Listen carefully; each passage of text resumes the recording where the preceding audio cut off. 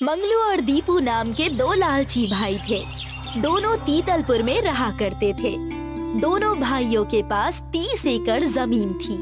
दोनों ने 15-15 एकड़ जमीन अपने नाम की थी। हर साल खेती करते और मुनाफा खूब मजे से खर्च करते। मुनाफे के लिए वो खेत में काम करने वाले दिहाड़ी मजदूरों को भी नहीं बख्शते। खेतों में बुआई का समय आ गया था। मुनाफे के लिए दोनों ने सोचा, दीपू सोचो, जो फसल हमें 4 महीने में मिल रही है, ये हमें 2 महीने में ही मिलने लगे तो कितना मजा आएगा ना। हम साल में 6 बार खेती कर पाएंगे। लेकिन ऐसा होगा कैसे? ऐसी कौन सी तरकीब है जिससे हमारा खेत इतना उपजाऊ हो जाए? इसके लिए हमें सरपंच जी के पास जाना होगा। वो इस चीज का उपाय जरूर जानते होंगे। तो देर किस बात की, चलिए सरपंच जी के पास। मुनाफा अगर पूरे गांव का होगा तो और अच्छी बात हो जाएगी। दोनों भाई मंगलू और दीपू मुनाफे के चक्कर में सरपंच जी के यहाँ अपनी तरकीब लेकर जाते हैं। सरपंच जी, कहाँ हैं आप? हमें आपसे कुछ जरूरी बात करनी है। अरे मंगलू और दीपू, तुम दोनों आज दोनों भाई यहाँ आ गए। जरूर कोई मुनाफे की बात करने आए होगे। अरे सरपंच जी, आप तो अंतर्यामी हैं। मंगलू भैया के पास बहुत अच्छी सी तरकीब आई है, उसी को सुनाने हम यहाँ आए हैं। मंगलू सरपंच को अपनी तरकीब सुनाता है और कहता है, सरपंच जी सोचिए, अगर हमें फसल 2 महीने में ही मिलने लग जाए तो हम साल में 6 बार खेती कर पाएंगे। हम गेहूं, चावल और दाल की खेती करके बहुत सारे मुनाफे बटोर लेंगे। लेकिन ये कैसे होगा? हमें सूर्य देव को हवन और पूजा करके खुश करना होगा। जितनी रोशनी हमारे खेतों को मिलेगी, उतनी हमारी फसल उपजाऊ होगी। हम उन्हें प्रसन्न करेंगे और हमारी बातें जरूर मानी जाएंगी। मैं हवन का इंतजाम आज से ही कर देता हूँ। कल सुबह से पूजा हम शुरू कर देंगे। दीपू, मंगलू और सरपंच ने मिलकर हवन करना शुरू किया। पूरे 1 दिन तक हवन चला और सूर्य देव प्रसन्न होकर उनके सामने उपस्थित हो गए। तुमने मुझे खुश कर दिया। मांगो जो मांगना है। हे सूर्य देव, हम चाहते हैं कि 2 सूरज उगे, उससे हमारे खेतों की नमी चली जाएगी और हमें ज्यादा रोशनी मिलेगी, जिससे हमारे खेत बहुत उपजाऊ हो जाएंगे और हम धरती वासियों की बहुत सारी परेशानियां ठीक होने लगेंगी। तथास्तु बालक, अब से धरती पर 1 नहीं 2 सूरज उगेंगे। सूर्य देव इतना कहकर वहाँ से चले गए और अगले दिन से 1 नहीं बल्कि 2 सूरज उगने लगे। 2-2 सूरज उगने के कारण पूरे धरती पर खेती उपजाऊ होने लगी। मंगलू और दीपू बहुत खुश हुए। 2-2 सूरज होने की वजह से गांव में लू चलने लगी। आसमान से मानो आग का गोला गिर रहा हो, इतनी गर्मी होने लगी। खेतों में फसल कटने का समय आ गया। 2 महीने में ही सारे खेत फसल से बाहर हो गए। इस बार हमें पिछली बार से ज्यादा मुनाफा होगा। ये 2-2 सूरज उगने के कारण होगा। हर बार मेरी तरकीब काम आती है। भैया, लेकिन हमें और लोगों को गर्मी भी बहुत लग रही है। कुएं और तालाब का पानी भी सूखने लगा है।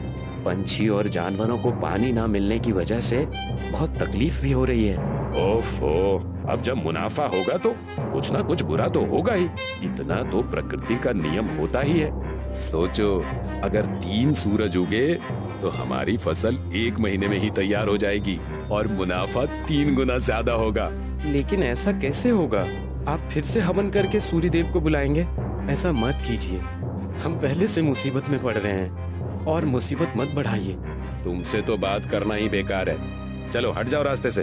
मंगलू वहाँ से चला जाता है और अकेले ही हवन करना शुरू कर देता है। वो पूरे 3 दिन तक हवन करता है। तीसरे दिन सूर्य देव प्रकट हो जाते हैं। तुम्हें क्या चाहिए पुत्र? मैं तुम्हारी भक्ति से खुश हो गया। मांगो जो मांगना है। क्या आप धरती पर 3 सूरज उगा देंगे? इससे हम धरती वासियों का और मुनाफा और मदद होगी। सारी परेशानी खत्म हो जाएगी। तथास्तु बालक, अब से मैं 3 बार उगूंगा। धरती लोक पर 3 सूरज नजर आएंगे। दूसरे ही दिन 3 सूरज दिखने लगता है। लोगों का गर्मी के कारण बुरा हाल हो गया। पूरे गांव वाले मंगलू और दीपू से परेशान हो गए। 3-3 सूरज की वजह से मानो आग की बारिश होने लगी। लोग परेशान होने लगे। नदी और तालाब का पानी सूखने लगा। सारे बर्फ पिघलने लगे। ज्यादा गर्मी होने की वजह से लोग घर पर ही रहने लगे। बाहर परिंदा भी नजर नहीं आता था। मंगलू भैया, मुझे पता है ये सब आपका ही किया धरा है। देखिए पूरी धरती कैसे परेशान हो रही है और आप हैं कि यहाँ बैठे हैं। बहुत बड़ा अनर्थ कर दिया है आपने। कौन सा अनर्थ?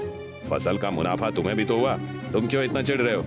अगर इतनी गर्मी रही तो हमारा पूरा खेत बंजर हो जाएगा। ज्यादा गर्मी के कारण अकाल पड़ जाएगा। इतना कहकर दीपू सरपंच जी के पास चला गया और कहने लगा, सरपंच जी, मंगलू भैया से बहुत बड़ा अनर्थ हुआ है। लोग मर जाएंगे। हमें इसका कुछ उपाय निकालना होगा, वरना पूरी धरती का सर्वनाश हो जाएगा। मंगलू को मैंने पहले ही समझाया था, फिर भी वो नहीं माना।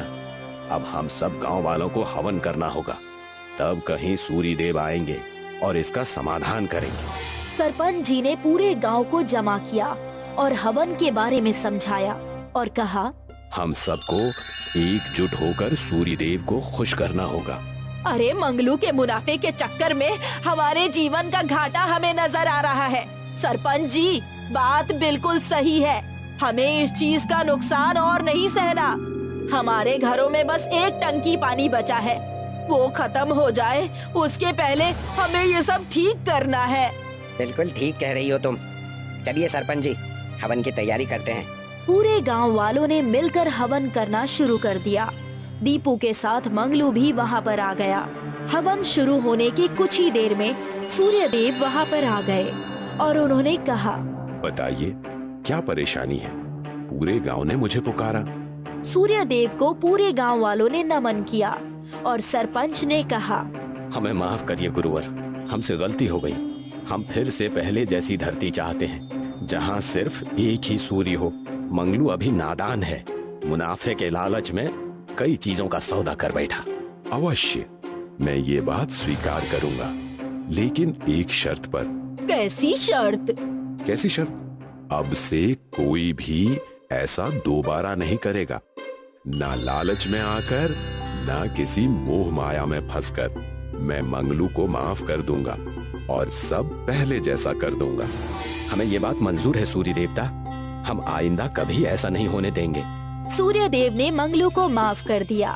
फिर से लोग खुशी से जीने लगे, पंछी उड़ने लगे, जानवरों का चहल पहल शुरू हो गया, हरियाली आ गई।